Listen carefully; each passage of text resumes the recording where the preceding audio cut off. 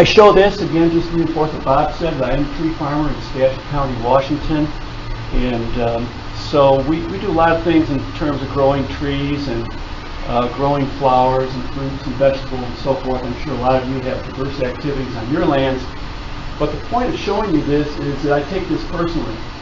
The issue of climate change, sustainable management of forest land, building resilient forests is a very personal thing to me as well as a professional interest. So, has anybody seen any of this stuff in the last few years? Yeah. So this gets your attention, right? And all across western Washington, we've seen some increases in tree mortality recently, especially in cedars. See the cedars with the dead tops once in a while. And a lot of people jump, immediately, well, it's climate change. But it may or may not be climate change, but it's certainly the drought effect that we've seen. And so a few years of drought can have relatively rapid effects on some species in some places. So we'll see what happens moving forward in the future. I felt like this year was maybe a little bit of a break from that since we've had a wetter summer. But it's kind of a little attention getter for all of us to think about how to manage our lands in the future. Anybody a gardener in the room? Gardeners, lots of gardeners, cool. So you're familiar with these USDA maps, right? Well, this was the map in 1990, and they revised that map in 2012. And you can see there's some changes in how those colors are distributed in the zones. So in a way, the USDA has institutionalized this notion of generalized climates across the United States. And so if you were in one zone, maybe you're in another zone now. That has some implications for things that you can grow on the landscape. And if we zero in here on the state of Washington, this is the map of the plant hardiness zones. And this is based on average annual extreme minimum temperature, so the low temperature. If we look at the climate change records so far, that you saw that average, the graph of averages that Jessica showed, if we look just at the minimums are the ones that are changing the most. The minimums are getting higher than the maximums are getting higher. And so that has some bearing on, what will happen in the future. Maybe we won't have as many late frosts or something like that. We don't know.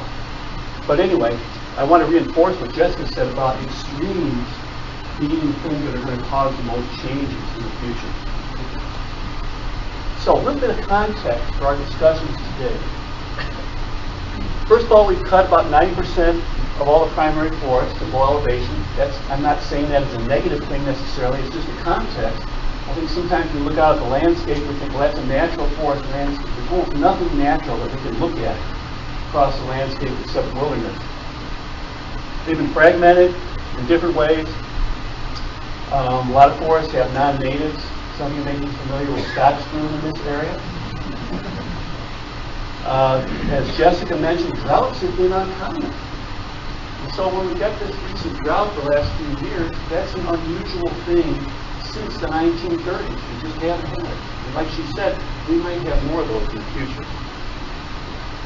And I put this on there. I want to see what you think about this. So, who likes beetles? Who doesn't like beetles? Okay, all right. You had to admit it. I understand. I understand the love-hate relationship. But we don't think about this very much, but having the feeders off the landscape made an enormous change in forest ecosystems. We used to be, have lots of this whole mosaic of ponds and lakes and dead trees and riparian areas created by beetles that we no longer have. Now I put this in here in parentheses. They seem to be making a comeback in a lot of areas. And I think folks are trying to kind of come to terms with them and find ways to live with beavers, if you will, and tolerate them. And one of the reasons I mention this, though, is because of their effect on hydrology. Now, just to give you one example, on our property in Skagit County, we had some beavers move in 2 years ago, and they changed an ephemeral stream into a perennial stream because they retain that water, and we now have year-round water going down these creeks. So it's maintaining habitat for other kinds of critters, amphibians, we have fish, other things that that live there, and I'm sure that many of you are managing things other than just trees on your property, including wildlife habitat. So these sorts of things are actually important as a concept. All right. So one of the things people ask me the most is how are things going to change in the future? What will happen to the distribution and abundance of the species that we currently see across our landscapes in Washington? And there are three different lines of evidence that we can talk about here in terms of answering this question.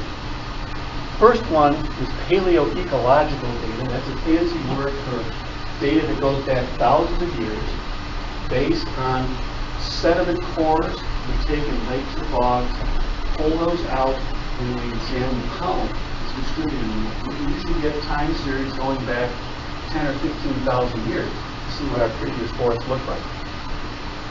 Another one is vegetation modeling. This is something Jessica's actually an expert in. And we use computer models to try to simulate the future. The last one is simply expert opinion, if you will, where we rank species based on their different characteristics, reproductive capability, tolerance of temperature, tolerance of fire, those sorts of things. So I'm going to go through each one of these relatively quickly. And I'll just give you a warning that there's data coming up, so you can kind of think about that, get your coffee brain ready. So, don't try to perceive this whole thing. I'll walk you through it. This is data from a pollen core driven into Mineral Lake, Washington, which is up near Mount Rainier. And so we're going back in time here. This is current, this is the top of the core, this is the bottom of the core, going down to 19,000 years ago. And so we can see these bumps in here on the graph. The bigger the bump, the more pollen was recorded at that point in time.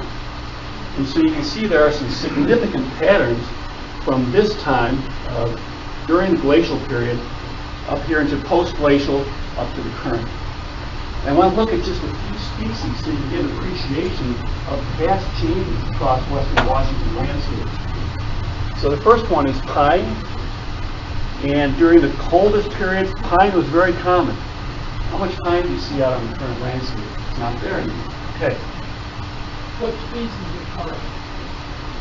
It was probably lodgepole, I think. Sound right, Greg? There may be ponderosa too. Could have been ponderosa. There's relic ponderosa pine in Fort Lewis. That's right. Fort Lewis still has ponderosa pine. Right. Spruce. So Sitka spruce, very common during this wet, cool period. Not so much anymore. Again, this is up near Mount Rainier. Firs. This is probably all of our fir species. Not so common here. As the glaciers receded, it became quite common, and then it dropped down a little bit. Now, if you look at the very top, there's not much at all. Good old Douglas fir did not exist during the glacial at this location. Then it really came back. This period in here, 5,000 to 8,000 years ago, was actually a very warm period of time. And you can see that's when Douglas fir was king in that area. Western hemlock. It was here, but not very much, and then really picked up during the current warmer period. Western red cedar, same kind of pattern. And then finally, red alder. Alder's kind of a disturbance-related species. So once it got warmer, we had more fires across the landscape, it picked up. But you can see that the species that dominate our current forest, Douglas fir, western hemlock, western red cedar, and alder, they're relatively recent in this graph. They all come post-glacial. And so these forests that we now consider to be our natural forests are just been present in the last 2,000 years. So yes, climate has changed a lot over the years, and species have responded to those changes. That wasn't so bad, was it?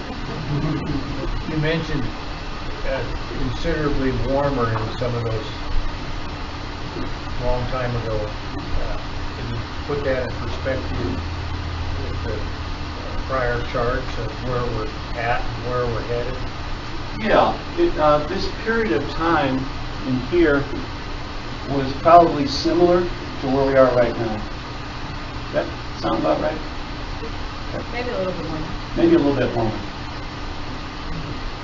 These are all estimates, and there's kind of big error bars around any of these estimates, but that's an educated guess. Okay, more data. These are the results from vegetation modeling. So we tried to distill this down as some pretty basic stuff. This is 2010 at the end here. This is 2100. So we're basically going from the present forward to the end of the century, and based on the characteristics that we know of these species, what do we expect will happen over time if the climate continues to warm? This modeling is done for Southwest Washington.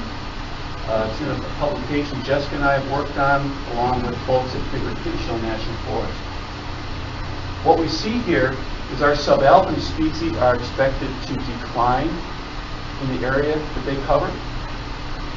Mountain hemlock, not so much, kind of stays level.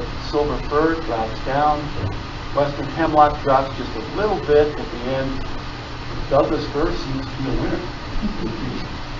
So maybe that's something to think about in how we manage our forest land. And then Grant fir seems to be a winner as well. And that kind of matches what we know about these species being fairly drought-tolerant species. Okay, last thing, I know this is going to be hard to see, but you don't have to look at the whole thing.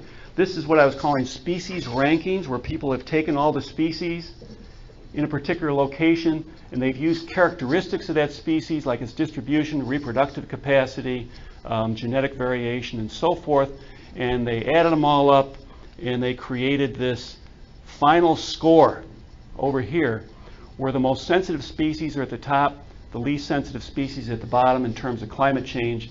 And it looks like most of our subalpine species are considered to be more sensitive than the lower elevation species. That matches the modeling that I just showed you. This is expert opinion. It's kind of a wag, if you will, wild guess. But there are different ways to look at things, and I think it's important to use all the sources of information you have in terms of making decisions, because there is uncertainty about this topic. I just wanted you to know, when Jessica and I tell you what we expect will happen in the future, where this information comes from. Okay, so climate tolerant species, what are good things to do if you're going to have to tolerate a warmer world? Well, you'd like to have high reproduction if possible, so you can spread lots of seeds out there across the landscape. Tolerant of low soil moisture, certainly. Tolerant of higher air temperatures, particularly important for seedlings. Tolerant of more disturbances like fire. Be very competitive. It's going to be a tougher world out there, so you got to fight to survive. Tolerance of broader characteristics. So one of the projections in climate change is, in addition to higher temperature, is more variability in temperature and more variability in precipitation. And then finally, Brad's going to talk more about the importance of genetics here. The other question I often get is, how will trees grow in the future? Faster, slower, what happens with all that? So I'm going to go through this in a very general way. If we look at our low elevation west side forest, where we're sitting here today, there's this stereotype of the Pacific Northwest that it rains all the time. Well, it rains all the time in the winter, but it doesn't in the summer. We have a dry summer, almost Mediterranean. And so these trees that seem to grow so well in a wet environment have to tolerate a very dry summer. And any of you who've dug a hole in the ground in July or August know it's almost powdery in a lot of soils. So that's the bottleneck through which they'll have to go. So all these species that we all know and love will probably decrease in growth a bit in the future as we move into this drier, longer summer. And that will also be true on the east side. Again, we have some pretty tough species over here, like ponderosa pine, Doug fir, and western larch, but again, they get this long, dry summer. Their growth is almost certainly going to decrease. Now, let's go up to high elevation. A lot of our species at high elevation have a very short growing season, maybe just a few weeks in some places. So if we give them a little more heat and a little less snow, I think they're going to be happy as a clam. In fact, we have some data that demonstrates this already from things I've been working on the last 20 years or so. So we expect a lot of these species will actually grow faster. And so there are winners and losers in the climate change game. We tend to get kind of gloom and doom about this topic, but someone's always going to benefit. And this will be our subalpine species, I think. There was a question earlier about wetlands and riparian areas. As Jessica said, in our drier environments like the east side, they may be very challenged because they'll shrink, the water levels will change, and the whole hydrologic regime there will change. So this is something that a lot of people are concerned about, especially in some of our rarer habitat types like bogs and fens. So we'll see. The other thing is, if things dry out, we might get more fire starting to come into some of these places that haven't seen fire for a very long time. Okay, now I want to talk about the good news. There's a lot of things that we can do about anticipating climate change, and this is what I really like to focus on. So this is a famous Gary Larson cartoon. This guy has to go through one of those doors. Does anybody ever feel like that when you're trying to manage your lands? It's like you have to do something. You have to make a decision. So adaptation is simply an effort to try to reduce the negative consequences. And it also is a way to transition to the future. I think there's sometimes we get this feeling, we got to hold this off. We got to push this away, resist it. But that probably won't be possible in the future. A lot of it is just fine-tuning what we already do. Foresters know a lot about how to manage forests, including our small forest landowners. So it doesn't mean we have to change things wholesale. It may just mean a little bit of change in your processes. It's simply a component of sustainable resource management. If we want to maintain our forests across the landscape, we need to think about this in the future. And it's a form of risk management. You're always doing that anyway across your land. What's the risk of insects? What's the risk of fire? And so on. So how do we do this? And this is kind of my perspective on management in general. Bob, I know you gave me the title of silviculture. We will get to that. But I think this other part is important too. So anybody know this term restoration? Anybody hear that? Anybody? I see some nods. It's the concept that something has changed and we'd like to maybe return to a previous condition that we had across the landscape. So with forest restoration, it's the idea that we go back to the structures and species and processes that we may have had in the 1800s.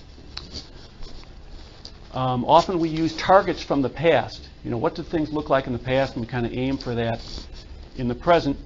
Often we use species as targets, and we typically do that at relatively small spatial scales. And I'm going to suggest that we need to change that term restoration to building resilience.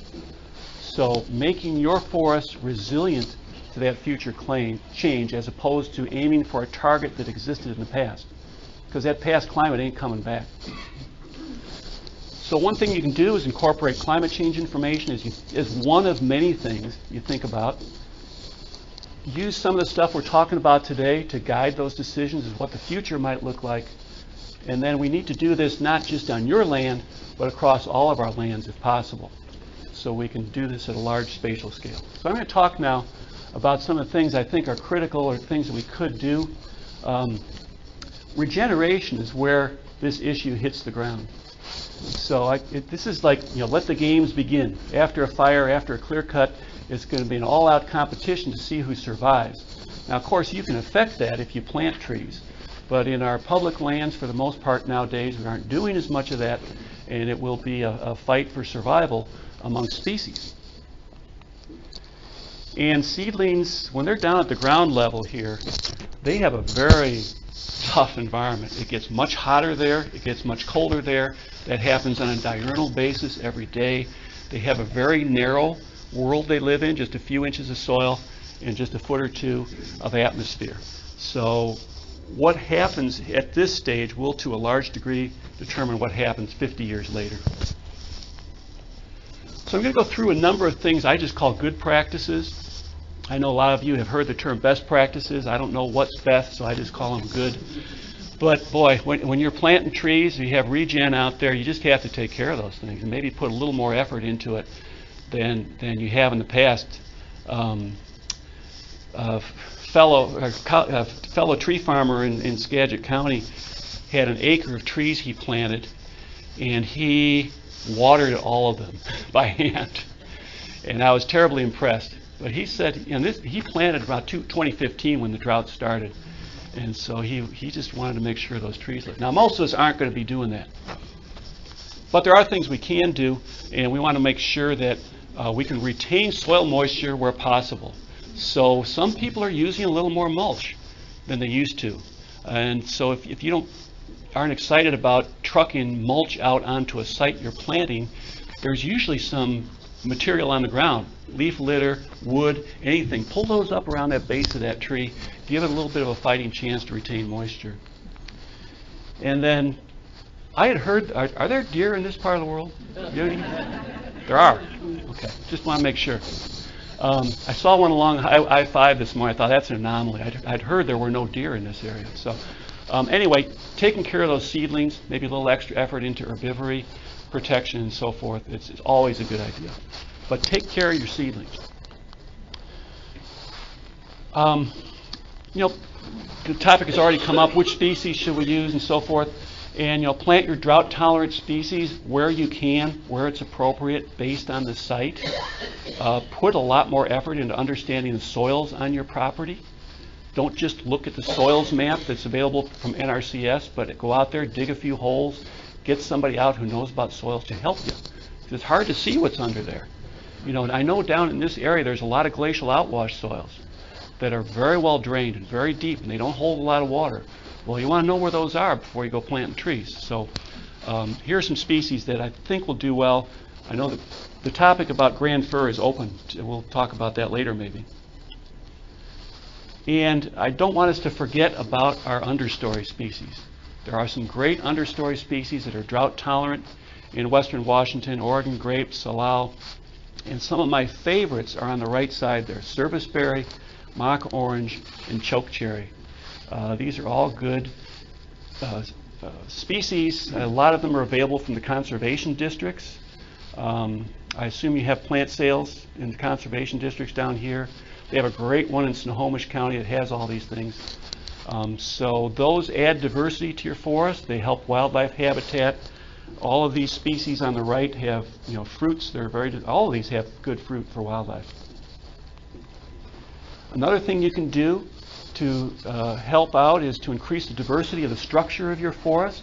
So rather than just a single monolayer of one species, you can diversify the species mix, and you can create these kinds of things, gaps, overstory, and so forth, across your landscape. You don't have to. You can just do this as part of your landscape if you want. And I have absolutely no bias against planting trees on 10 by 10 grids, but this is something you could consider in the future. And to do that diversification according to the water needs of your species. So pay extra attention to the aspect that you're on, to the soils you're on. Are you on a convexity or a concavity? And I think a lot of you already do this sort of thing, but it's just something we always have to keep in mind. And if you aren't sure about it, call Bob. He knows how to do this stuff, right? On the ground silviculture. And this is a spoiler alert for Brad's upcoming presentation here. In the past, we've all been taught, thou shalt plant in thy seed zone, right? That's what I was taught. I thought I'd get struck by lightning if I didn't do that. So there's very good reason to think that, because you expect the trees growing in your area, that seed should be well adapted to that location. And now we're starting to say, well, we might be a little more flexible with that. But Brad's going to talk about that. And the other concept, I'm not sure if you're going to get into this or not, Brad, but should we be planting species from other regions? I often get the question, well, how about California coast redwood? How about giant sequoia? And I've shown incense cedar, and I'll have to admit, I have planted a few incense cedar on our property, mostly because I like it, and my wife likes the way it smells. But there are things we could plant. If you want to plant redwood, I think you should go ahead and try it. Maybe not go whole hog about it just yet. Keeping forests healthy, I know you all get a lot of this kind of thing in other sources of information, but that's the first and best thing that we can all do. Manage your stand density so that the competition isn't so heavy, so that you have good, vigorous trees out there.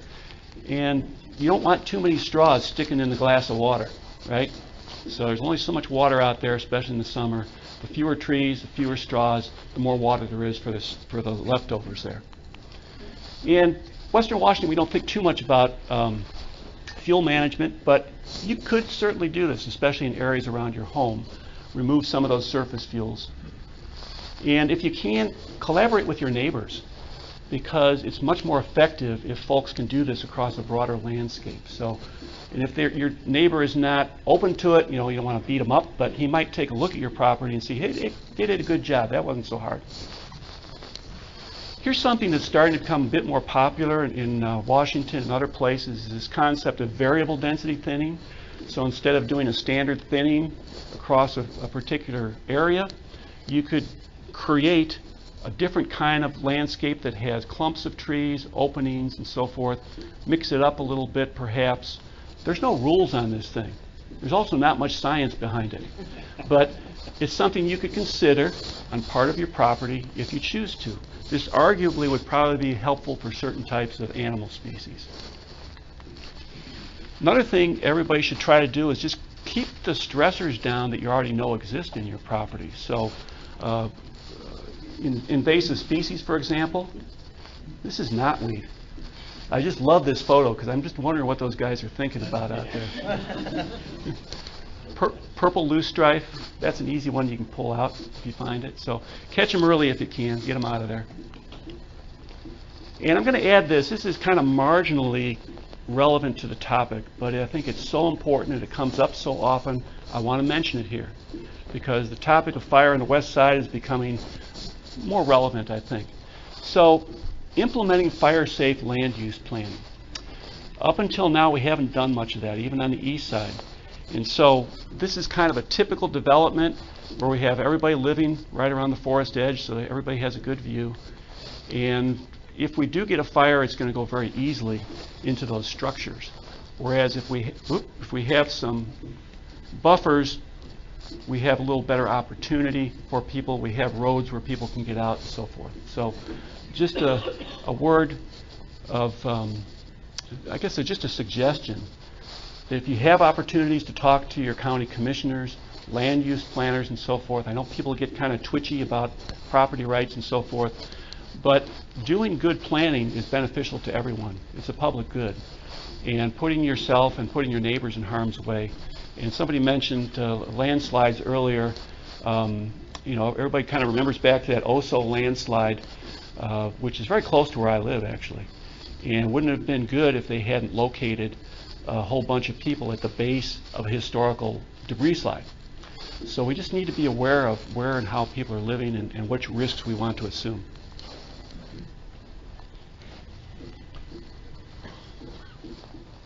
The other thing here too you could lobby your county commissioners on is building codes for fire resistant structures. It's things we can do. So just to wrap up, as you go about your management on your lands, think about just not this point in time, but what's going to happen 30, 40, 50 years from now. Diversification seems to be our best tool at the moment. When you do have a fire or a wind throw, or if you're cutting trees, that's an opportunity to do some new things. Plant different species, plant different genotypes and so forth. Think about the risk across that landscape and monitor, see how that works. Test some things. If you have a success, tell your neighbor. If you have a failure, tell your neighbor and then try something else. So this is an incremental process. This is always one of my favorite phrases that I live by. We all wish we had done that. And the best time is today, of course. If you didn't do it 20 years, plant that tree today. And the same thing is true for climate change. Would have been nice to start this process 20 years ago, but we can certainly still start today. So if anybody has any questions, Jessica and I can